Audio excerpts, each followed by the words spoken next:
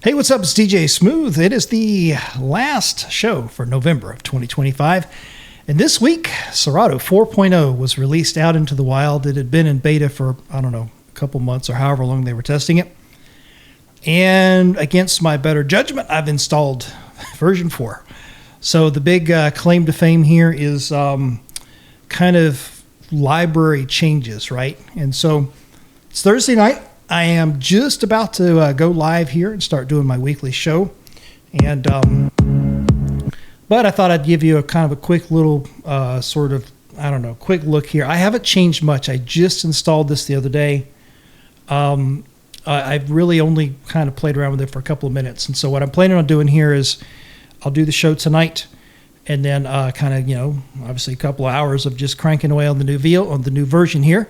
And then at the end of the night, after the show's over, I might record another little piece here to kind of stitch them together, just my thoughts on version 4.0. So far, I don't really see anything that jumps out. It is cool to have a few nice features in here.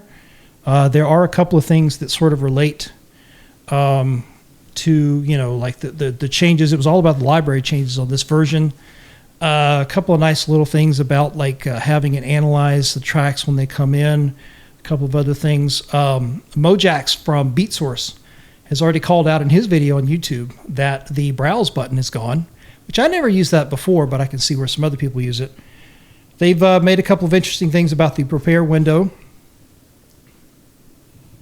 Because I guess now you can sort of do like a prepare window in the usual sense here, or you can do off to the side. I used to use the prepare window a lot when I was mixing live out at City Walk, because under that scenario, I would have, we would coordinate things out there. And so there would be times where I would be like, okay, we're getting ready to do like a dance competition. So let me go find some stuff in the library, and I'd drag it into the prepare window, and try to get it ready for when we would do the dance competition, things like that, just as an example.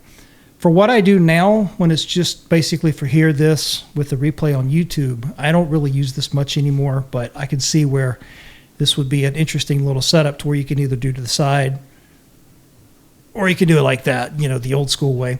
The one thing you'll notice on the left side of the screen that I have started to take advantage of is you can now have like favorites. So I've got a couple of my crates over here that are favorites. It's pretty cool because like one of them is like a regular crate, but then the other three, I think, are like the smart crates.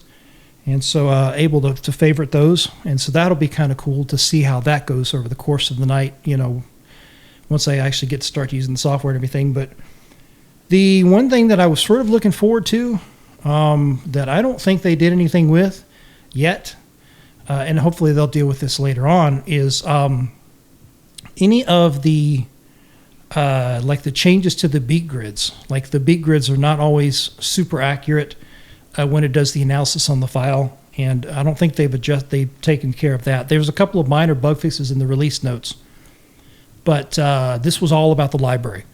So who knows? Maybe they'll follow up with like a version 4.1 or whatever it is, and they'll finally address some of the issues with beat grids. So I don't know. We'll see. Anyway, this was just a quick look before I get started. Like I said, I'll record something later tonight, kind of stitch them together as my thoughts on Serato DJ Pro version 4.0. All right, so wrapping up the show here, the last track of the evening right here. And Serato DJ 4.0, Serato DJ Pro 4.0. Pretty good. Definitely a stable release from what I've seen here in the 2 hours I've been jamming tonight. The word online is that it's a stable release. Still had one issue where Serato kind of went crazy with the BPM earlier, and it was a Beastie Boys track where the tempo comes down and goes back up, and Serato DJ did not handle it very well, so there's still that issue. But in terms of the new layout and everything, it's pretty good. I haven't had a chance to really go through it that much. I don't know that I'm going to really use all of the new features in the library that other DJs might use, because I'm so used to kind of doing my thing over all these years. And honestly, I kind of put together like a playlist that has like the last month of stuff that I've added to the library. And I kind of mostly focus on that so that I'm hitting a lot of the newer tracks in the show. And then I'll throw in older stuff as I feel like it. So I'm not going to put the software through the paces as much as other people will. But, you know, I'm in it. I've got the old 3.3, whatever it is, on the Mac somewhere sort of as a backup. But I guess I'm going to go ahead and delete it and ride with 4.0. So hopefully a new version of Serato, they'll get in there and fix some of these issues with the beat grid. But who knows? Anyway, that's my thoughts. Serato DJ 4.0 seems to be good to go. Stable release. So there you have it. Let me know what you think in the comments on the YouTube video. And if you liked it, if it, I don't know, whatever, give it a thumbs up. Certainly appreciate it. Make sure you subscribe to the channel so that you're notified whenever the new show hits, whenever I put up one of the remixes, bootlegs, whatever. So that's going to do it. I'll see you in the next one.